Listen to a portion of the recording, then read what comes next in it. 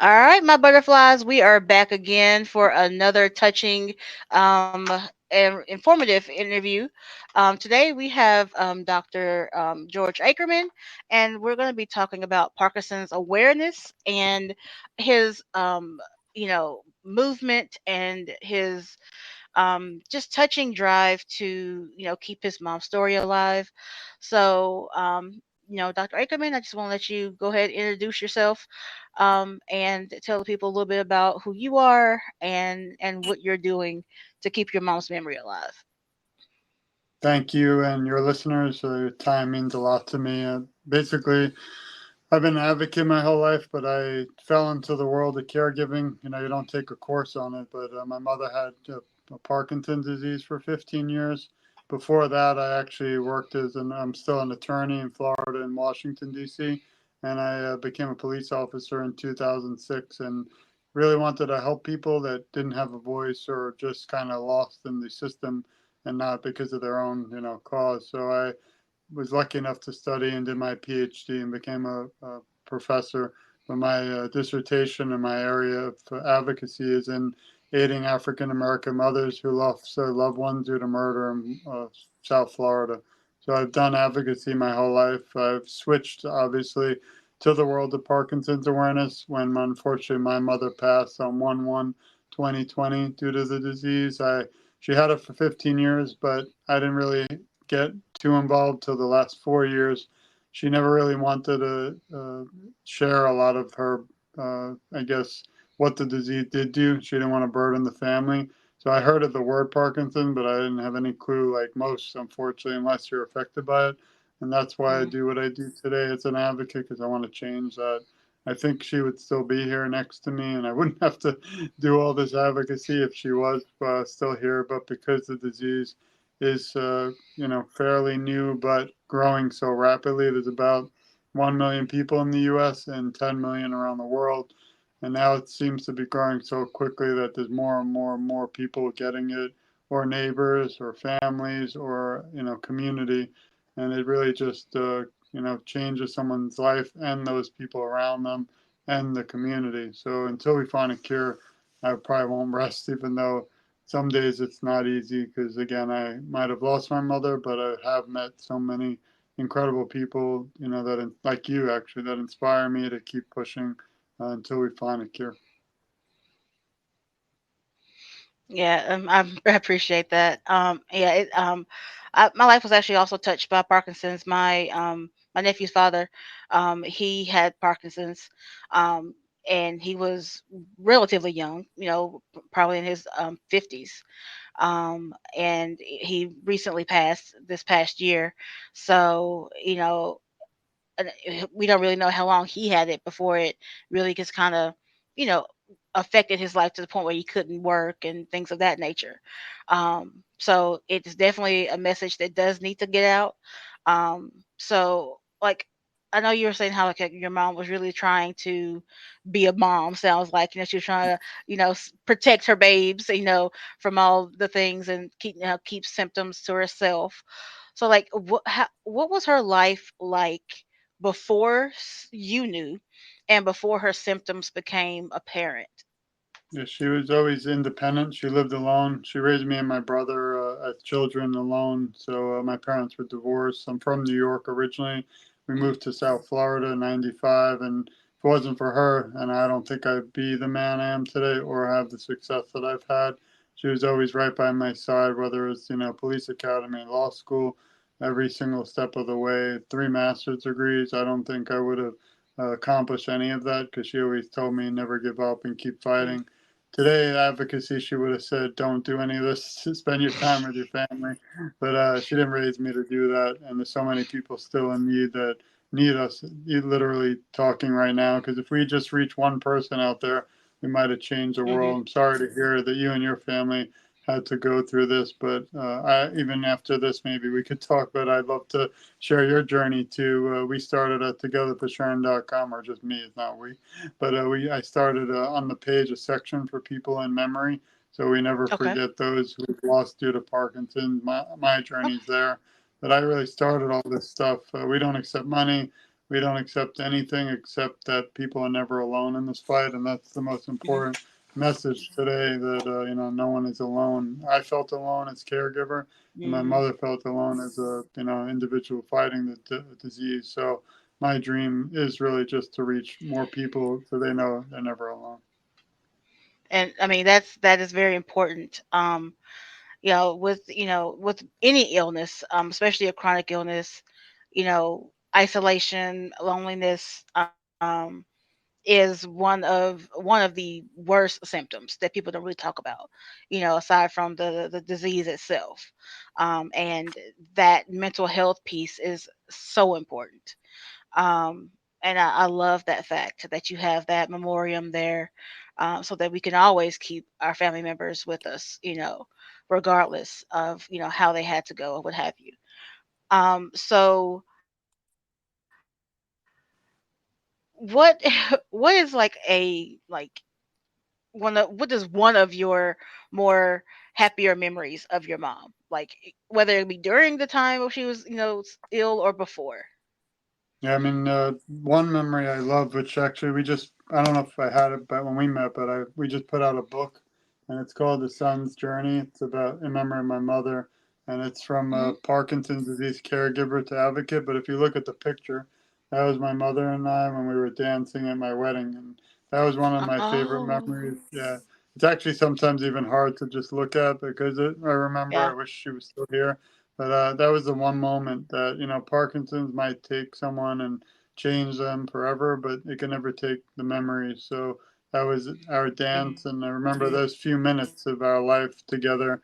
Parkinson's disease didn't exist. And that was, we laughed, we cried, we talked, and it was just a moment that I'll never forget. So that was one of my favorite, but there were so many. Some were funny. We used to come over as a family on Sundays, all decide on where we're gonna order food, and we would fight like horribly fight. 'Cause nobody could agree on what to eat. But now we look back and it's silent.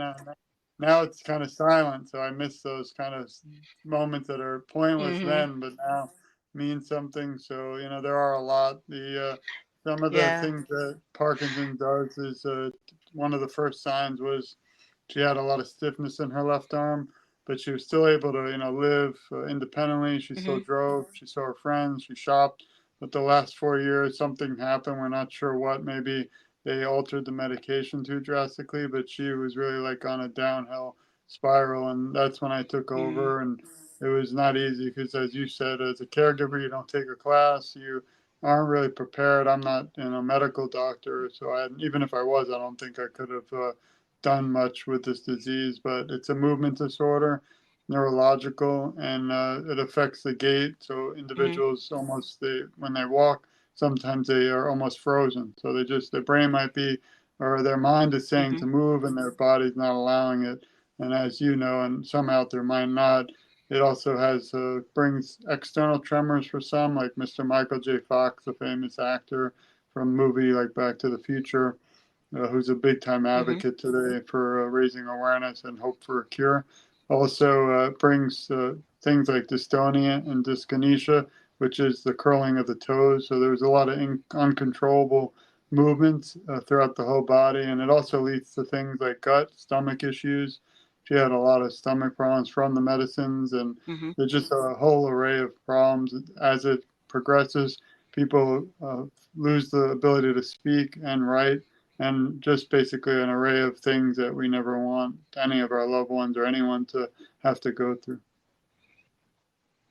Exactly. Especially when they're, we know them from their, healthier side, and we know how vibrant and free they are, and to kind of see them almost get trapped inside their body, Right. and the frustration that we see them go through, it is very hard to watch. So, and like those symptoms, they creep up, they creep up suddenly, but also very stealth like, because you don't really know when they're going to come. You don't know when they're going to alleviate. You don't know how bad they're going to be on day to day. So it is very life altering. And it's hard on like the caregivers. So how, like, when you realized that you had to take over, how how did that make you feel? Like, how did that make you feel? Like, what was that switch in you? And did you feel immediate support? Like, how did that go for you? Yeah, I knew that when so basically we tried everything. Like we went to 15 doctors, we did everything. We went to chiropractors, back doctors. She also had fibromyalgia, so she had a Mm, lot of pain. But we went to everything you could dream of. We even got a medical marijuana license in Florida, which was all legal if you're licensed. mhm, And I was praying just that she wouldn't fall and that she mhm, wouldn't have pain. Unfortunately, it didn't work for her in our case. It might, I do think it does for others, maybe you have cancer and things, but it didn't help with pain.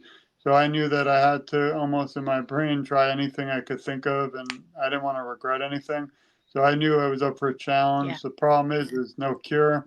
There's not much you really could do. There are things they found today: exercise, diet, and also being very weary of pesticides and mhm, things they spray like the termite, horrible. So environment. So I think environment is what did it to my mhm, mother.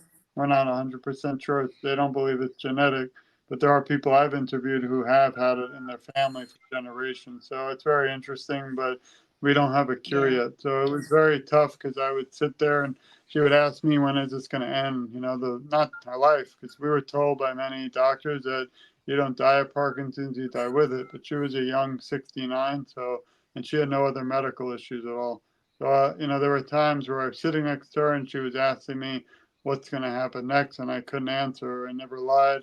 Just tried to be there for her, held her hand through it all, and we tried to fight it together. But I went through. I feel like in a way I might not have had Parkinson's, but I almost had like a secondary Parkinson's because mhm, although I didn't have the symptoms, I was literally hand in hand with her as she was going through it, and it broke my heart. So I went through, from stress to depression to anything you could dream of or imagine, watching your loved one kind of deteriorate. And the last year was something I wrote in yeah, the book, but it's something that I can never really even verbally explain. But I took video, I took pictures, but I won't share them because I don't want her to be remembered like that. But yeah, in the book, I actually go through, caregiving, the first signs of Parkinson's and mhm, symptoms. There's also a lot of tips for caregivers, and the final week, family and friends, and like my mission forward today, which is again to fight for others in her memory, mhm, so that she's not forgotten, but that we can end this disease. yeah. And yeah, I definitely want you. It's always best to remember remember our loved ones in the best possible light. It's gonna hurt regardless, but it hurts somehow it hurts less if you can focus on those good times, fussing over dinner choices. Those things are always best. Um and you know so thinking about your your journey as a caregiver, and like you did pretty much, you did what you had to do because it was your mom. You were gonna probably do it regardless. um as you went down that journey, as you processed all the things, um did you stumble upon any type of like already established support, like for you? And even now, like, I know you wrote some tips in the book, but like, were there already some programs established for caregivers? Yeah, the problem is, first we'll take back then. There are a few organizations out there. Unfortunately, they didn't really have much reach in South Florida. So if you're not locally in the area that they have it, then it can be tough. So there are Mhm, organizations, and if you go to togetherforsharon.com, I actually list under partnerships all the organizations throughout the world, not just in the U.S., where you can reach out, and they're funded. So we don't accept money. I'm not a foundation on purpose. I'm just the one son, one person, and one voice trying mhm, to bring change. So, that we don't do that. But as a person today, an advocate, I find myself in an odd place because I don't have Parkinson's. I'm no longer a caregiver who's living with Parkinson's. So there's a lot of lack of support for people like me who are still grieving. It's been 4 years, but the only thing that gets me through every day is meeting with amazing people like you and your audience because it mhm, helps me still cope by talking about it. And I was lucky enough to be approached by a group in Canada called PSP Awareness, and they joined Mhm. with me to offer a support group virtually once a month, completely free on Zoom. If you go to togetherforsharon.com and click About Us, you'll see the support group. But it's for people who lost a loved one due to any disease, not just Mhm. Parkinson. And that's really important because now you get a chance online and from Yeah. your home to be able to talk to others. It hasn't grown big, and I'm glad because we don't want it to be big, because then you won't be able to get any Yeah. ability to talk. But that was really helpful. But Exactly. during it, I tried a lot of things, even therapy. That didn't help me. I'm lucky though. I have great Mhm. support from my wife and my children, so she's really like my Mhm.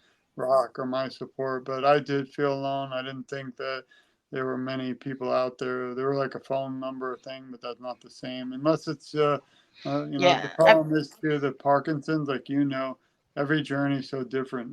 Not what you happen to your family doesn't mean it'll happen. There are people still alive today, 85, struggling, but they're still here. My mother was only 69, so I feel like we were robbed. She was robbed 15 years of her life alive, plus 15 after she passed, in my Mhm. opinion. Mm. Yeah.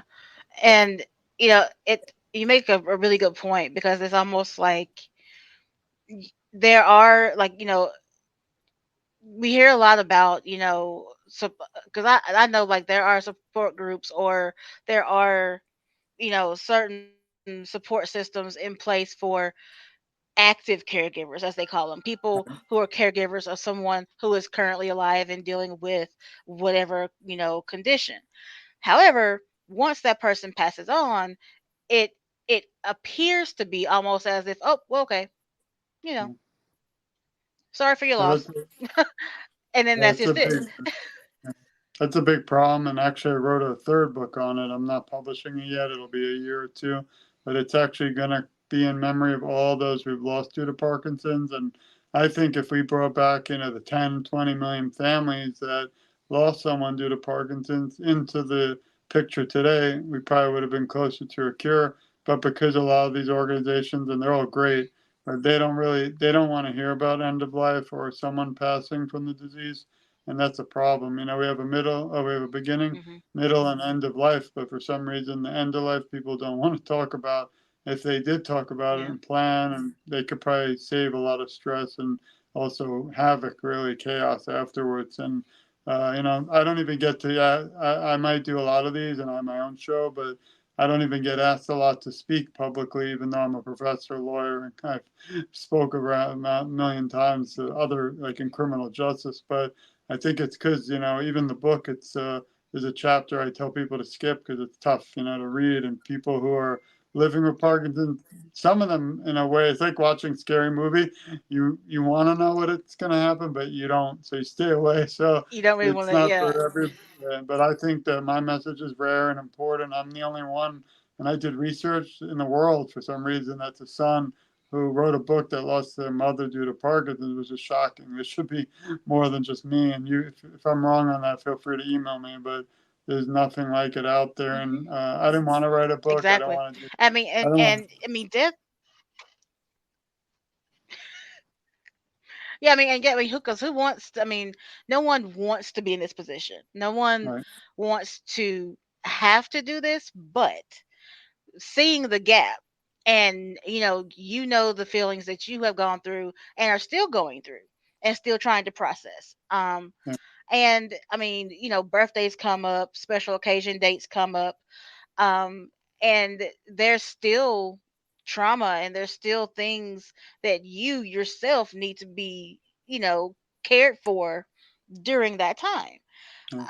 And other people as well, like you said, and it's not just you and I who have only ever been affected. So there should be way more voices out there, in whatever form, whether it be book, video, audio, whatever. Um, and yeah, death is not a happy subject. No, it's not. Right. Sickness isn't a happy subject. But it's realistic. It happens. And I think if there was more education out there, it would be easier to process and to digest. Um, at least that's my view on things. It's like, for me, any challenge I have in life that I know I'm going to have to deal with, the first thing I do is research. Like if I can figure out what I might have to deal with, I can understand. It may not be my situation, but just give me a roadmap, so that if I do see it, I'll be like, oh, okay, they said that, and I think that could help a lot, whether they admit it or not. So I'm I definitely agree with you for sure. I'm surprised how little awareness there is, even though there's big people out there with the disease. But I have another book it's done. I'm probably talk about it more in 2025. I don't want to publish a million books right now. And to be Right. honest, none of the stuff makes any money. It's really just for awareness. But I Hmm. must have spent so much money on the book because I'm self-published because there just isn't enough people aren't that are interested in Right. Parkinson's, which is another part of the problem. So amazing people like you and your audience supporting us will get the awareness about the book out there. But I Yeah. won't make anything from it. We've donated as a family about $20,000 over the last 4 years of our own money to different organizations like the Michael J. Fox Foundation. So I don't really, I don't honestly make a penny on purpose. So I don't do that for Hmm. this. But there's a book I finished it just editing, and it's going to be actually I hope groundbreaking. It might even bring legislation to change, but it's going to be called Policing and Parkinson's. And trying, Hmm. as a police officer, there's a lack of awareness in the field about Parkinson's disease right now in every academy throughout the United States. And it's going to focus, it's a research paper, a research book, but it'll have over 300 references. But it's a book that's needed because right now in all the academies, they mention dementia and Alzheimer's, but nothing about Parkinson's. Well, as you know, and many might not, Parkinson's is a Mm. movement disorder. So if you're pulled over by police at 11 at night and they're telling you to put your hands up, and they're really just, obviously worried about their safety, which is part of the job. But if Um, someone's flaring their arms because they didn't take the medicine, it's not going to end good. And again, this is going to be a positive book pro police, not against them, since the rest of society is enough already with the non, the yeah. craziness with the police. But so my dream is to have the Hmm. every police department add Parkinson's into their academy, because you never know, it could save a life and it could also help Yeah. police gain more awareness. So I think this next one I mean, is and going to be yeah. great. I mean, exactly. I mean, because I know, like my brother-in-law, he drove right up to the end. He was driving himself to physical therapy. He was, he was doing his thing, and a lot of us were almost like, you really shouldn't be driving, you but we didn't want to take his independence away from him, you know, and he needed that independence, and it was just, and I definitely think that's something that needs to be talked about, and that kind of brings me into my right to my next question. So, like, when you made that transition into being a full-time caregiver, no, you had, your career and you were, living your life and what have you. How did you find that balance between, like, your professional life and your caregiving life? And, like, did you ever have to stop working? Like, how did that go? Yeah, the number one rule as advocate and caregiver is to take care of your own health, which I didn't follow either time. The first time during a caregiving, I didn't follow because again, I really wanted my mother only felt safe when I was around. We had caregiver people show up just so she wouldn't fall, but she Mhm. because of the delusions and she had we think late onset dementia, so it brought delusions and hallucination. So she Mm, thought the people in the house were harming her, harming and you have her. to remember a person who's lived their whole life independent and now has like a rotating scale of women coming in and out of the house all day and night because she didn't sleep because of the disease. So it was very frightening. So when I was there, she was okay. I didn't, she had her own home. We didn't put her in a home on purpose. We swore to her. But all this stuff is about, very expensive, 12,000 a month for a while. So Mhm. normal, regular person can't do that. So I tried my best no matter what to keep her safe and also feel like the disease didn't take over her life. But the number one rule, I kind of gave up my own life. And also today, as an advocate, there's many days because I don't get paid, it's all voluntary, that I really neglect my own family and my own work when I should be concentrating on that. But Right. in some nights I don't sleep thinking about what my mother went through and how there's still people feeling the same, Yeah. and I don't like it at all. But I was lucky. I have a lot of school. I have a lot of work, and a lot of my work is on odd hours, so I can kind of take care of her and go back home, work, go back to her. That's all I did literally for 3 or 4 years. So it was not easy. Part of me misses being having her, but then the other part was I'm happy she's not in pain because she was, there were many nights she cried, Hmm. and it was just horrible. Like I couldn't help her, and like I said, the only degree I didn't do was an MD, and I don't think even if I was an MD, I could have helped her anymore. So, Right. Right. I mean, and I definitely get that part. I know earlier you mentioned how your mom probably would tell you not to do the advocacy because my family, especially my mom, she's like, "What are you doing that for?" Because me being chronically ill myself, and I don't take care of myself as nearly as well as I should, of and course. but it's because I know. Yeah, I mean, it's like I know the gaps I see even in my own care, and it's like I just kind of have that drive to fix it for the person coming behind me because I know there's someone coming behind me. Yeah. And it's like the drive we have, to try to fix it, for the next person. So I definitely get where you're coming from, and it's hard, when you see something that needs to be fixed, and like I said, you can't fix the whole thing, but you can fix what you can fix. You can do what you can do. So I definitely get, where you're coming from. And I think I feel like she's gonna be pretty proud of you. That book, I have been looking at it. I've seen it online. It's gorgeous. Your Thanks. mom was a smoke show, if I can say that. She was so beautiful. I'm like, oh my gosh. And I love the way that you're choosing to remember her. And this work that you're doing. I can see it having a huge impact. Um, so, now that you are, in, the full swing of advocacy mode, um, what type of policies, what type of change, or, do you see would be necessary to have the support available that you wish you had when you became a caregiver, and do you think that could have helped your mom? Yeah, well, oddly enough, you just said that last December, the first bill in United States history was passed called the National Plan to End Parkinson's through the House of Representatives. Just a month ago, the United States Senate also passed it. So now we're just waiting for the president to sign into law. I don't know if it'll be this one, the next, or whoever it is. Once that's Mhm. passed, it's the first bill, and it's sad that it's the first one, but it's literally the first bill in history that's going to help end Parkinson's disease. It's going to Mhm. bring more awareness. It's going to bring federal funding for the first time ever for people who are diagnosed, for medicines, for caregivers, and I hope it changes the world for all those battling. It's too late for us. I wish it had something in for people like me who lost a loved one and maybe Mhm. had more support. They don't even really mention it, which is sad. And on top of that, if you look at Mhm. politics, the nice thing is it's bipartisan.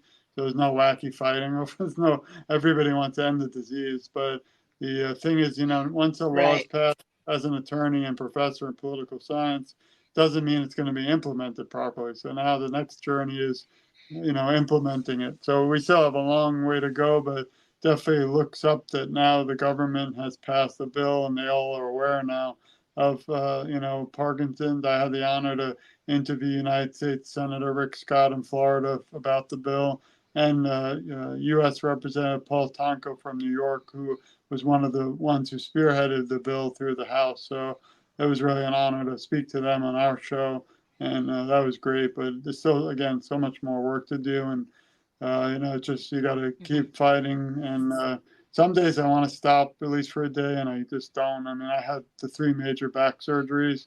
I actually have another one. I don't know Yeah. what's happening. I'm young. I have a surgery on July 3rd. They found like a tumor in my thigh. I don't have any luck lately, but it won't be a big deal.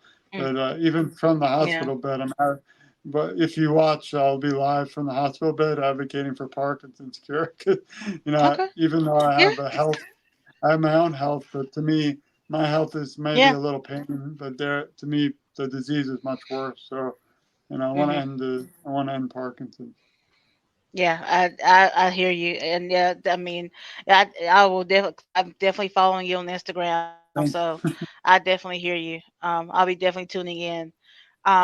So, um, what do you think the most common misconception is about the disease of Parkinson's?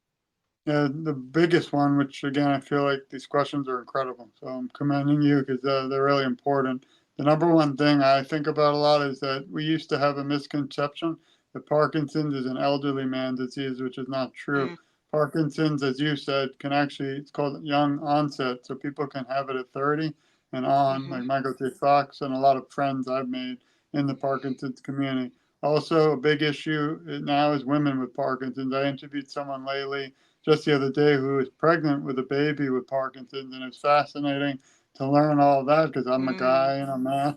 I didn't know any of that. It's just fascinating, but scary too at the same time. Well, guess what? There's other people right, out there with the same thing, and they feel even more alone because it's such a unique area. Also, the African American population, there are people out there who don't have these doctors. I mean, they didn't help us, unfortunately, but they do help people, but they don't have the access to community. So we need to work on that too.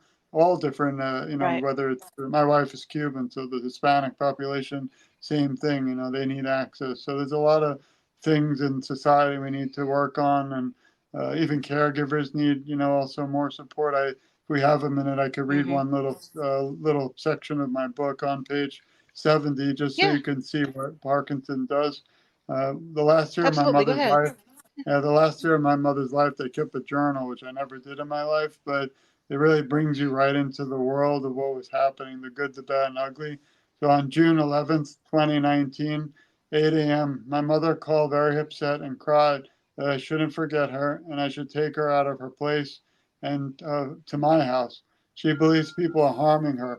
I calmed her down, but all the calls are constant, repetitive, and almost around the clock. She says the nighttime aides are mean but likes the daytime aide.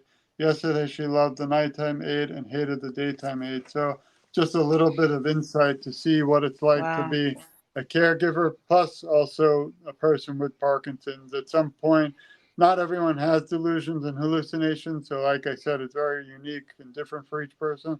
But you can see it was Mhm. really like I don't want to say a horror movie, but that you mentioned something earlier. The one thing I would dream of is that we have all these channels like Lifetime and Oprah Channel and all these Katie Couric and some other big time, like there's so many channels you discover. Anyway, there's no movie out there at all for Parkinson's You're disease right. at all. My dream would be to have our Wow. Yeah, book, you're and right. I wouldn't even want a penny to be. I would like our book to become reality in a movie. I don't know how to do that. I looked it up, and you have to either have an agent or be an attorney, which I am, but I don't know anything about movies. So I'm hope someday Mhm. somewhere somebody will hear this, and you never know. But it's really something I think that has to be out there. There's only one movie ever I've seen, which is Michael J. Fox released on Apple TV 2 years ago about his life and about Parkinson. But imagine having just one movie in the whole U.S. Ever in history about Park. It's time to bring a change, and Right. I hope somebody out there, maybe sees this. And please, everyone, Right. share this. Support the Butterfly Chat podcast. It's doing some incredible things, and I still feel that not everyone, but we are a family in this fight, and like I said, if we support each other and we work together, our voices are so much stronger because, you reach a pop audience and I reach an audience and we bring everyone together. I think we can just really change the world for the better. Yeah, I definitely agree with you on that and on both points exactly. We're unfortunately we're tied together, by some, things we probably would rather not, but since we are, I think that I definitely believe that there's a reason for everything. And people are brought into your life for, various of reasons. And I thank you for so much for your support. So like, as we get ready to kind of wrap things up, what message of hope and resilience would you like to share for those who have the disease of Parkinson's and for the caregivers? Yeah, I have a little statement I say before we wrap up, but I do recommend to go to www.togetherforsharon.com. Again, it's completely free. You'll find our show. This one will be on there eventually. You'll see I have my own show. It's really more interviewing people with Parkinson's. So it's really, sometimes it's tough, sometimes it's beautiful, and it's always inspiring. But also, I interviewed 700 people online around the world, from India to France to Spain, Africa, you name it. Parkinson's unfortunately doesn't discriminate, and it really shows that Hmm. the people around the world have a journey too. And I want them to be out there and aware. And the only journey that breaks my heart is the one that I don't know about, and that's what inspires me. That there are still Right. people out there that just have some incredible story, but no one knows about, which is heartbreaking. But my last message is Hmm. that this is to you, your audience, and everyone listening. We love you. We support you. We care a lot about you, and you're never alone. I, along with the host, will advocate for you, and together our voices are so much stronger. And I'm just getting started, which is not true, but it's my favorite statement because, I've been doing it for a few years, but every time I meet someone like you or your audience or someone battling Parkinson's, it kind of re energizes me to, no matter what pain I might be going through in my own life, I have to get Hmm. right back up there and keep fighting, because I think that if we do that before the end of my lifetime, I hope we have a cure. And I always say, like, I have three children. My mother loved being with her grandchildren on Sundays, blowing bubbles in the backyard, and now we don't have that anymore, and it's heartbreaking. Hmm. But every Yeah. time, I always say, do I want Together for Sharon to continue on? Do I want my kids to, do it? And I'm like, I don't want it to. I want them to find a cure so we can end it. Obviously, I'll keep it going for my mom, but I would love to see a cure, and then I would rest in peace. Yeah. That's always the hope. So, Dr. Ackerman, thank you so much for coming on the show. Thank you so much for sharing your story, your mom's story. And we will definitely, share this out. Tell everyone how they can get your book. If they have more questions about Parkinson's, and how they can get in touch with you. Thanks. Yeah, if you go to togetherforsharon.com and you scroll down on the main page, there's a Christmas tree, it looks like. It's called the Tree Link. I don't know much about it, but when you click on that, you can follow me on 7 different social medias, I think, and then I'll follow you right back, because it's just me, and I actually am on 24/7. I don't sleep really, but you can definitely get the book too on the website. If you go to togetherforsharon.com and click about us, you'll see our book, and it's growing now. I mean, we've had about, I'd say, I thought 5, 6 people might see the website. We've had over 37,000 people visit, and there's a lot more coming. I mean, I have about 3 books, or 2 are done. I'm just waiting each year because I don't want to overload people, but they're all going to be very Hmm. important. I actually just been thinking about another one for 2027 about the law, like being a lawyer, but as a lawyer, I want to talk about the law in Parkinson's, because there's a lot of legal things. I don't want people to have to pay 300 an hour to go see a lawyer, but they might be curious. So, Right. you know, I have the police one coming in 2025. I have in 2026. It's done already. It's going to be called, oh, I don't want to say the name, but it's going to be dedicated to people who lost a loved one, and a lot of the Hmm. struggle that I even have, which might be for a future show. But social media also has a dark side, unfortunately. It Even in does. Parkinson's awareness, you'd be shocked. I mean, you might.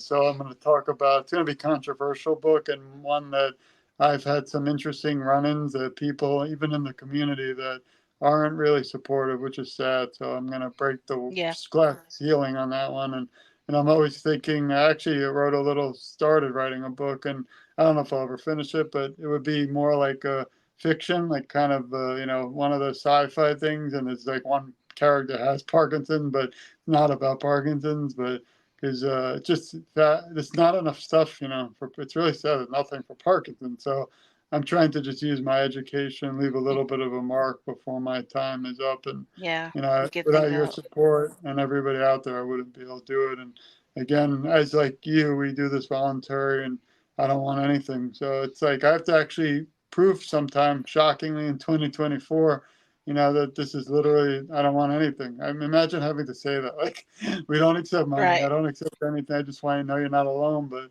I find myself maybe 1% out of the 100 that I have to still try, and because people for some reason are baffled how if someone wants to help but doesn't want anything. I just don't want. I think if someone went through what my mother and I Yeah, have, I mean, and that's it's pretty I think cool. it's just yeah, I think it's probably just the the nature of the world we live in, and the mindsets of most people. But we'll definitely have the link to the book, and to your sites linked to this show. And we'll have all that in the descriptions, and you can also find all that on the locations that you just mentioned. And once again, thank you so much. All right, butterflies, that's it for today, and we will talk to you soon.